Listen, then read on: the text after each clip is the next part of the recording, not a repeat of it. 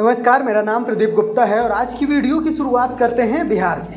बिहार में एक डस्टबिन को लेकर सियासत गर्मा गई है। जी हाँ, सही सुन रहे हैं आप। डस्टबिन जिसमें कूड़ा कचरा डाला जाता है।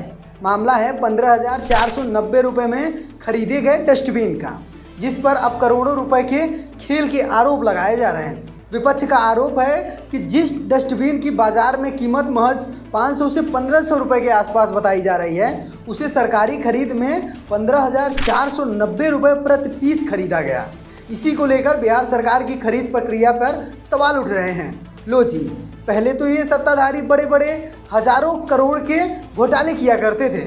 अब तो बात यहाँ तक आ गई है कि डस्टबिन तक को लेकर घोटाले के आरोप लग रहे हैं।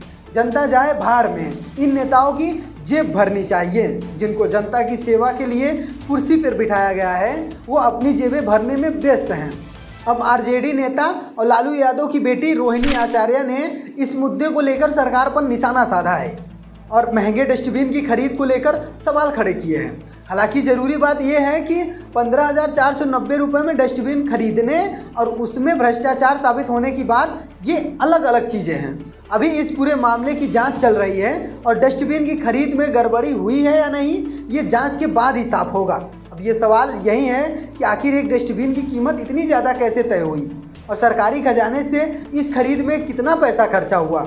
इस मुद्दे पर आप क्या समझते हैं? अपनी राय कमेंट बॉक्स में ज़रूर बताइएगा। चलिए आगे बढ़ते हैं और दिखाते हैं आईएएस ऑफिसर तुकाराम मुंडे साहब का जलवा। बॉलीवुड के बड़े बड़े सितारे शाहरुख खान, अजय देवगन, टाइगर श्रॉफ तुकाराम मुंडे की कार्रवाई के घेरे में आ गए हैं। अब ये तुकाराम मुंडे साहब है कौन? तो भैया, तुकाराम मुंडे साहब महाराष्ट्र के बड़े अफसर हैं और अभी महाराष्ट्र के फूड एंड ड्रग एडमिनिस्ट्रेशन यानी एफडीए के कमिश्नर हैं। आसान भाषा में कहें तो इनके विभाग का काम खाने पीने और दवा जैसी चीज़ों की जांच पड़ताल करना और गलत चीज़ों पर कार्रवाई करना है। एफडीए ने तीनों को विमल इलायची के विज्ञापन को लेकर नोटिस भेज दिया है। अब आप कहेंगे कि भैया, इलायची के विज्ञापन में ऐसा क्या हो गया कि नोटिस आ गया? तो मामला जरा समझिए। विमल का नाम पान मसाले के साथ ही खूब जुड़ा हुआ है। ऐसे में एफडीए को शक है कि इलायची के नाम पर असल में पान मसाला का व्यापार किया जा रहा है।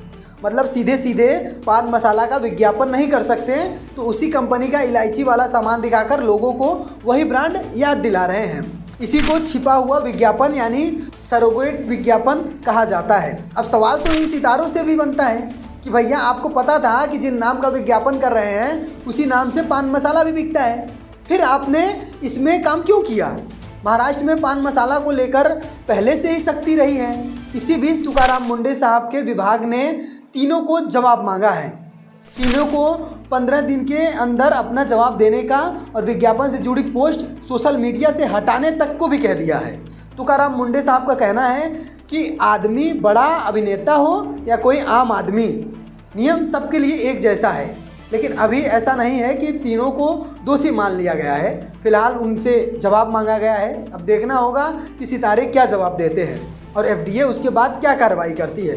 बाकी इन सितारों के बारे में और तुकाराम मुंडे साहब के बारे में आपका क्या कहना है, कमेंट बॉक्स में लिख कर जरूर कहिएगा। चलिए आगे बढ़ते हैं और दिखाते हैं झारखंड के जेनजी की जीत। झारखंड में नौकरी के आस लगाए बैठे हजारों नौजवानों के लिए जेएसएससी सीजीएल का मामला अब एक बार फिर से नया मोड़ ले चुका है।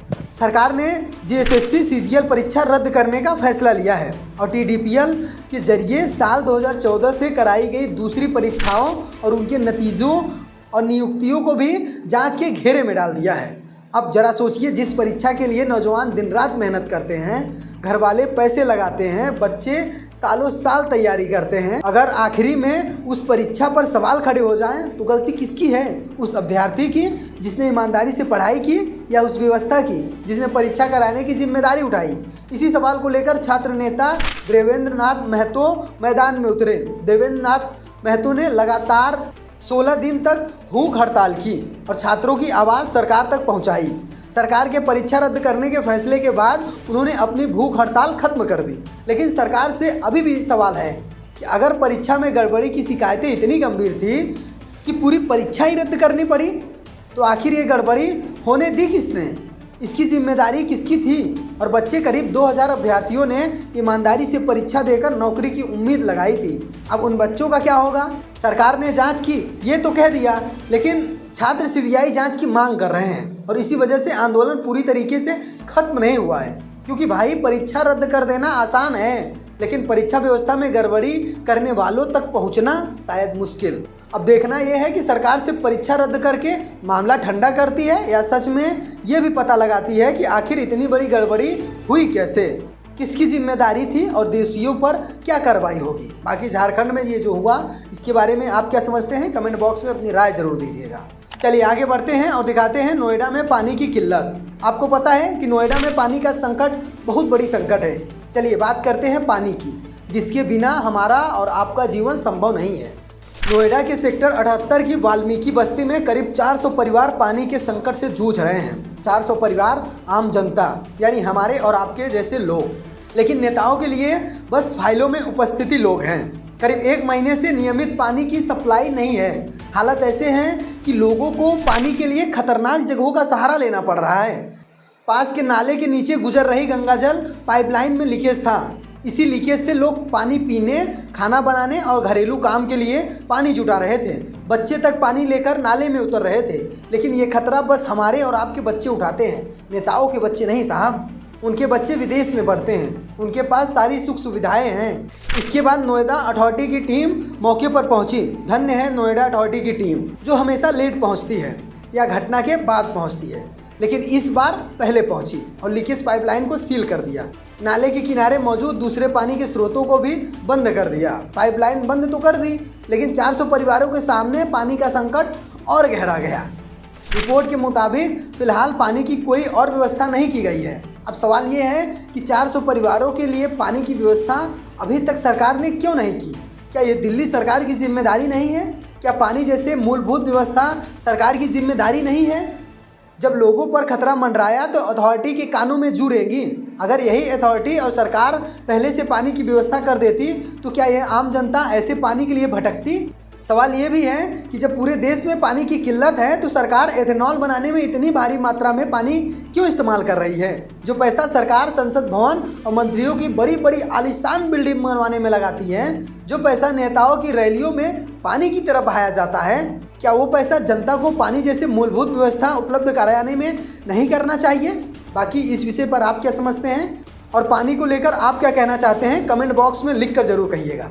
और अगर आपने वीडियो यहाँ तक देख लिया है तो चैनल को सब्सक्राइब जरूर करिएगा, क्योंकि यहाँ पर हम ऐसे ही इंपॉर्टेंट वीडियो लाते रहते हैं। बाकी वीडियो पूरा देखने के लिए बहुत बहुत आभार।